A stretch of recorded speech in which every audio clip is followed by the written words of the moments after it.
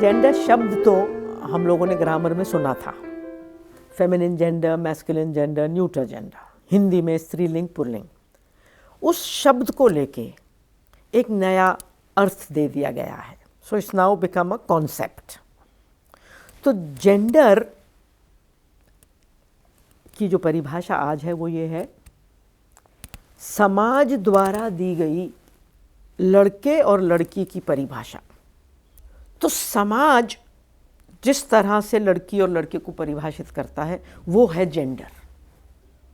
सो gender अंग्रेजी में अगर मैं बोलूं, is the socio cultural definition of a girl and a boy, a man and a woman.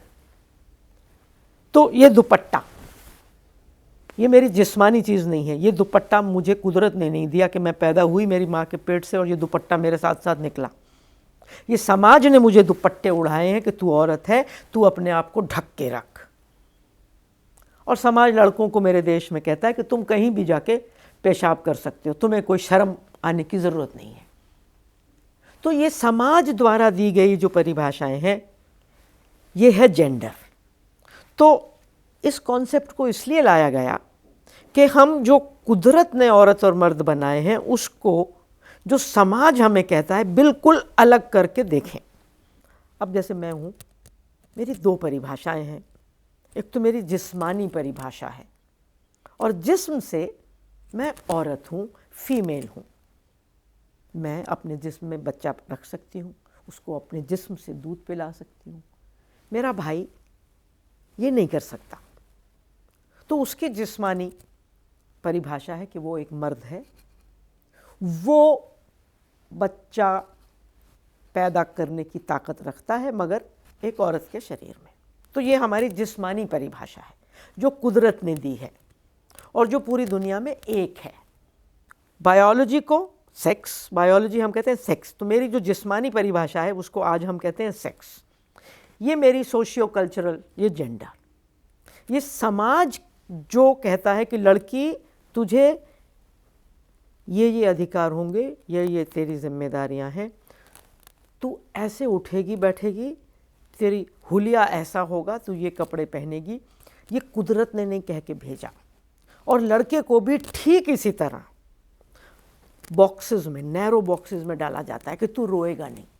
उस बेचारे की माँ मर गई, वो चिल्ला चिल्ला के रोना चाहता है, वो माँ के साथ किचन में काम करना चाहता है, वो माँ की जैसे साड़ी पहनना चाहता है, उसको माँ बहुत प्यारी लगती है, तो माँ के जैसे कपड़े पहनना चाहता है कि तू लड़का है, तू किचन में नहीं जाएगा, तू रोएगा नहीं, तू माँ के जैसे साड़ी नहीं पहनेगा, तुझे रात को डर भी लगता होगा तो तुझे बाहर दुकान पे जाके आधा किलो चीनी लेके आनी पड़ेगी। मुझे सवाल अपने भाई से करने पड़ते हैं, क्या भाई पिता की पूरी संपत्ति लेके गायब हो जाएगा और मुझे दहेज में थोड़ा बहुत दे के निकल जाएगा? क्या मेरे पिताजी मेरे भाई के लिए अमेरिका जाने के लिए लोन ले लेंगे?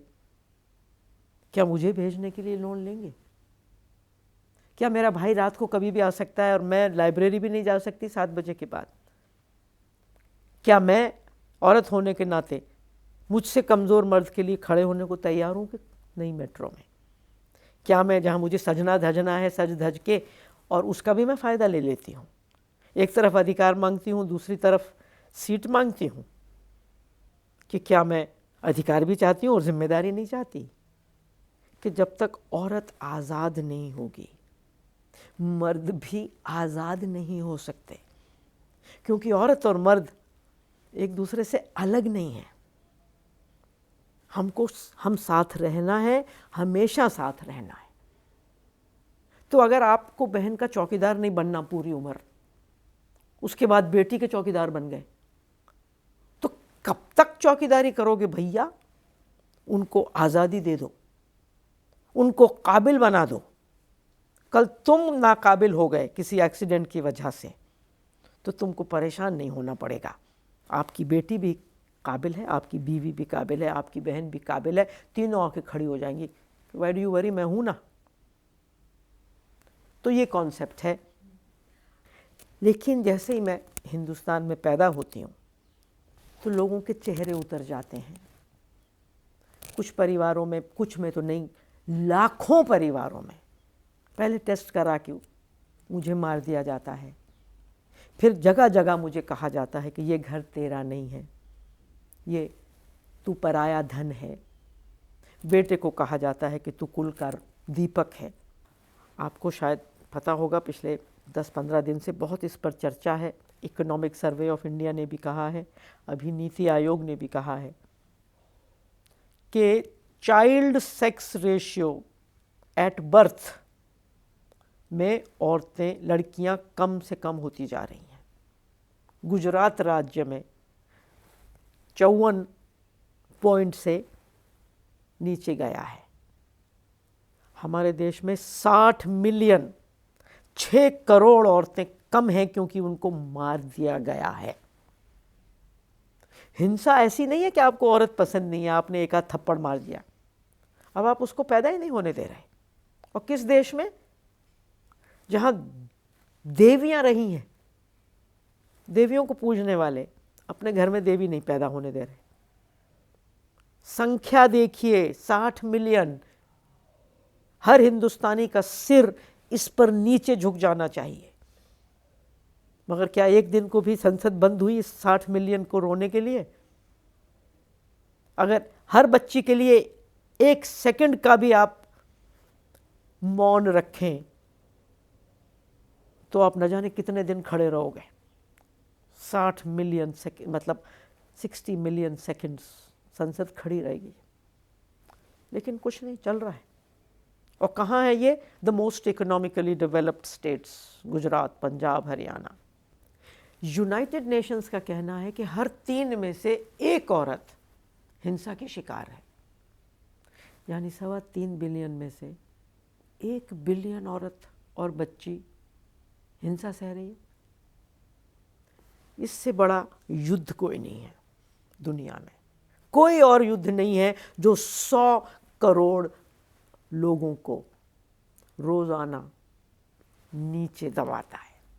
ये मर्डर भी हो सकता है, ये रेप भी हो सकता है, ये डोमेस्टिक वायलेंस भी हो सकती है, ये स्टॉकिंग भी हो सकती है, ये बस में बदतमीजी भी हो सकती है, ये साइकोलॉजिकल पेन भी हो सकती है, ये इकोनॉमिक डेप्रीवेशन भी हो सकता है।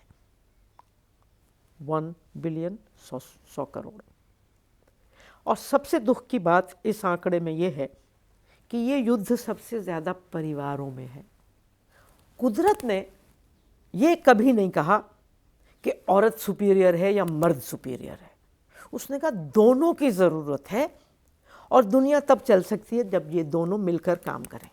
प्रकृति ने आज तक नहीं कहा कि गुलाब ज़्यादा सुंदर है। उसने कहा गुलाब भी सुंदर है, गेंदा भी सुंदर है। प्रकृति ने कभी नहीं कहा कि हाथी जो बड़ा है वो सुपीरियर है। हाथी हाथी की जगह, चींटी चींटी की जगह, दोनों के बगैर दुनिया नहीं चल सकती। तो हम भेद के खिलाफ नहीं हैं, फ़र्क के खिलाफ नहीं हैं। हम कह रहे हैं कि हमें जेंडर इक्वालिटी चाहिए, सेक्स इक्वालिटी नहीं चाहिए, ना वो आ सकती है। तो ये कॉन्सेप्ट इसलिए काफ़ी यूज़फुल कॉन्सेप्ट है क्योंकि बेकार में लोग झगड़ते रहते हैं, उनको बात समझ में आती नहीं है कि जब हम कहते हैं वी वांट इक्वालिटी, वो कहते हैं हम मर्दों के जैसे बनना चाहते हैं। बिल्कुल नहीं, हम इक्वालिटी चाहते हैं, यानी same opportunities, same rights, also same responsibilities. देखिए, मीडिया एक नहीं है, मीडिया शब्द भी प्लूरल है। तो हमारी अच्छी किस्मत है कि हमेशा थोड़ा बहुत मीडिया इक्वालिटी की भी बात करता रहा है। लेकिन अगर मैं बहुत ही ध्यान से देखूं तो आज भी 80-90% मीडिया स्टीरियोटाइप्स ही फैला रहा है, जो कि बुरी बात है। अब फिल्में देख लें, टीवी सीरियल्स देख लें, ज़रूर 10-15% अब बढ़ा है। एक आध ज़बरदस्त फिल्म आ जाएगी, दंगल, जिसमें बच्चियां कमाल करके दिखा रही हैं, जिसमें एक बाप धीरे धीरे कैसे बदल रहा है। लेकिन बाकी 70-80% फिल्में आप देख लें, वही स्टीरियोटाइपिंग। और ये तो मैं यहाँ के मीडिया की, अगर मैं पोर्नोग्राफी को भी मीडिया में लूँ तो पोर्नोग्राफी जो आज कितना बड़ा नुकसान कर रही है, हॉलीवुड बॉलीवुड को मैं लूँ, एडवर्टिजमेंट्स को लूँ, आज भी कितने एडवर्टिजमेंट्स में वॉशिंग मशीन के साथ किसी मर्द को दिखाया जाएगा। बदल रहे हैं बहुत सारे, लेकिन 10% होंगे। कितने ये कहा जाएगा, ऐसे ऐसे बेहुदा एडवर्टिजमेंट्स हैं कि जो मर्द अपनी बीवी को प्यार करता है वो उसको फलाना प्रेशर कुकर देता है, यानी जो प्यार नहीं करता उसको फटने वाला है प्रेशर कुकर देता है कि वो मर जाए। तो हमेशा प्रेशर कुकर औरत की चीज़ है, मोटरसाइकिल मर्द की चीज़ है। ये सारी स्टीरियोटाइपिंग है। और आज अगर मेरी बच्ची 5, 6, 7 साल की है तो क्या वो सपना ही नहीं देख सकती कि वो कल से मोटरसाइकिलों पे घूमेगी, या उसको भी फिर वही प्रेशर कुकर और वॉशिंग मशीन और यही सब करना है। तो मीडिया की ताकत इतनी ज़्यादा है कि मीडिया दिमागों को दिन सुबह से लेकर रात तक बदल सकता है। और मैं ये समझती हूँ कि अगर हिंदुस्तान का संविधान कहता है औरत और मर्द एक हैं, तो एक्चुअली मीडिया का स्टीरियोटाइपिंग करना हिंदुस्तान के संविधान के खिलाफ है। ये जितने स्टीरियोटिपिकल मीडिया हैं वो सारे हिंदुस्तान के संविधान के खिलाफ जा रहे हैं। बार बार औरत को वही रोना धोना, जेलस, जो आपके मतलब कैसी औरतें आज ये टीवी सीरियल्स में दिखा रहे हैं, चुड़ैलें दिखा रहे हैं। मैं मानती हूँ वैसी औरतें होती हैं, मगर क्या आप उनको बढ़ाना चाहते हैं? और फिर जिस तरह आजकल हमारे ये जो रियलिटी शोज़ हैं, परसों मैं रियलिटी शो एक देख रही थी जिसमें 7 लड़कियाँ 16, 17, 18 साल की, जितने गंदे, मेरी नज़र में गंदे आइटम नंबर्स थे उस पे नाच रही हैं। शीला की जवानी, मुन्नी बदनाम हुई, फेविकॉल, कि मैं तंदूरी मुर्गी हूँ, मुझे विस्की से गटका ले। ये 7-8 गानों पे ये 7-8 औरतें, मुझे वो सारा डांस सॉफ्ट पॉर्न लग रहा था मेरी नज़र में। ये सब जो मैं कह रही हूँ मेरी नज़र, उनका ऑब्जेक्टिफिकेशन हो रहा था। वो औरत एक सेक्स ऑब्जेक्ट है, और अगर वो गाना गाती है और कहती है कि मैं तंदूरी मुर्गी हूँ, मुझे विस्की से गटका ले, मतलब ईट मी अप, गल्प मी डाउन, ये मेरी औकात है। इस मीडिया को औरत को एक चीज़, एक वस्तु, तंदूरी मुर्गी देखना क्यों पसंद है? इस मीडिया को बराबरी क्यों नहीं पसंद? औरत एक जिस्म नहीं है, ये मीडिया क्यों नहीं समझ सकता? हम एक जहन है, हमारी खूबसूरती इस जिस्म में नहीं है, ये तो नश्वर है, कल ख़त्म हो जाएगा। हमारी खूबसूरती हमारे विचारों में होनी चाहिए, हमारे कैरेक्टर में होनी चाहिए, हमारे काम में होनी चाहिए। लेकिन औरत को ये उसी फिगर में देखना चाहते हैं। तो मुझे तो इनकी खुद की नीयत पर दुख होता है कि ये किसी के पिता भी हैं क्या? अपनी बेटी को भी ऐसे ही देखते हैं क्या? और क्या सिर्फ एक बेटी को ऐसे नहीं देखते, बाकी दुनिया की बेटियों को वैसे देखते हैं क्या? क्या ये भी आइटम नंबर को एंटरटेनमेंट नंबर कहते हैं क्या? तो ऐसे मर्द मुझे लगता है कि सेक्सुअली ऑब्सेस्ड हैं, और इन्हें शायद डॉक्टर के पास जाने की ज़रूरत है कि थोड़ा ऑब्सेशन ठीक करें, क्योंकि ज़िंदगी में सेक्स के अलावा भी बहुत कुछ है जो खूबसूरत है। और सेक्स एक इतनी खूबसूरत चीज़ है कि उसको इस तरह बाजारू बना देना, और मुन्नी बदनाम हुई, फिर वहाँ सेक्स नहीं बचता, वहाँ एक पावर की लड़ाई बचती है। इसीलिए जो लोग सेक्स को वाकई मोहब्बत करते हैं वो पोर्नोग्राफी के ख़िलाफ़ हैं, क्योंकि पोर्नोग्राफी सेक्स को भड़काती है, अनइक्वल सेक्स को भड़काती है। आईपीएल में उन आधी नंगी लड़कियों को खड़ा करके नचवाना, आप इसके पीछे कोई लॉजिक बता दो, और इसके पीछे मुझे ये भी बता दो कि ये जो लव जिहाद फैला रहे हैं लोग, उसके खिलाफ खड़े नहीं होंगे, उसको एंजॉय करेंगे। लेकिन एक लड़का और लड़की एक दूसरे से मोहब्बत कर रहे हैं, इनको मोहब्बत पसंद नहीं है, इनको नफरत पसंद है। अब आप बताइए, क्रिकेट के मैच में उन लड़कियों को नाचना 10 साल पहले जो शुरू किया गया, मतलब आप क्रिकेट का मैच भी बिना सेक्स के अब नहीं देख पाएंगे। मतलब आपकी बीमारी इतनी गहरी हो गई है क्या? और सारा मीडिया उसको दिखा रहा है। मगर मैं ये समझती हूँ, और ख़ासतौर से अगर मैं यही बातें गवर्नमेंट मीडिया के लिए कहूँ, पब्लिक मीडिया के, पब्लिक ब्रॉडकास्ट के लिए कहूँ, तो हमारी पहली जिम्मेदारी हमारे कॉन्स्टिट्यूशन के प्रति है। पैसा बनाने वाले मीडिया को छोड़ दीजिए, अगर वो इस देश में रहते हैं और इस देश की सारी सुविधाएं लेते हैं, उनकी जिम्मेदारी भी हमारे कॉन्स्टिट्यूशन के प्रति होनी चाहिए, जो कहता है कि औरत और मर्द बराबर हैं, दलित और ब्राह्मण बराबर हैं, हिंदू और मुसलमान बराबर हैं। मगर पब्लिक ब्रॉडकास्ट की तो काम ही यही होना चाहिए। मैंने 20-22 साल पहले कविता लिखी थी जिसमें मैंने कहा कि लड़की के लिए शिक्षा का मतलब क्या होना चाहिए, और ठीक इस तरह लड़कों के लिए भी शिक्षा का मतलब क्या होना चाहिए, मगर ये लड़की की नज़र से है। अगर लड़की की शिक्षा का ये मतलब है, तो अगर वाकई शिक्षा ऐसी होती तो ये जो लड़कियों की संख्या घट रही है, हमारे माँ बाप की अगर शिक्षा ऐसी होती तो एक भी बेटी नहीं मार पाते। अगर माँ बाप की शिक्षा ऐसी होती जैसी इसमें है, तो एक भी बलात्कार सड़कों पर ना होता, एक भी बेटी कन्यादान करवाने को अपनी इंसल्ट समझती, पुत्रदान तो नहीं होता। एक बाप अपनी जायदाद, अपनी चीज़ एक पुरुष को हवाले कर देता है। आज पिता का नाम था, कल पति का नाम हो जाएगा। आज उनके घर में पनाह मिली हुई थी, अपना घर नहीं था, पनाह मिली हुई थी, कल उनके घर में पनाह मिल जाएगी, अपना वो भी नहीं होगा। धोबी के कुत्ते, ना घर के ना घाट के। एनीवे, तो इसमें एक पिता अपनी बेटी से कहते हैं कि पढ़ना है, पढ़ना है, तुम्हें क्यों पढ़ना है, पढ़ने को बेटे काफ़ी हैं, तुम्हें क्यों पढ़ना है।